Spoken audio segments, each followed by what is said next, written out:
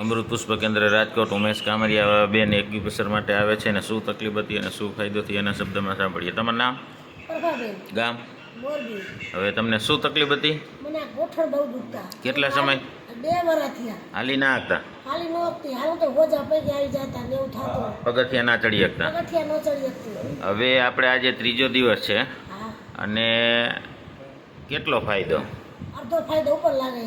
અને પગથિયા ચડાવ્યા હતા આપણે પહેલે જ દિવસથી? હા, પગથિયા ચડી હતી એની. ચડી ગયો ને? હા, અને હવે હાલવામાં ને એમાં હાલવામાં ફેર પડી ગયો. પેલા સીધું ન હલાતું ને? ન હલાતું, હવે હલાય સીધું.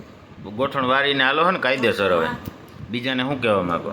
કે તમે આવો તો તમને સારું થઈ જાય. અમે તો 2 વર્ષથી હેરાન થતા પણ હવે સારું થયું એનાથી.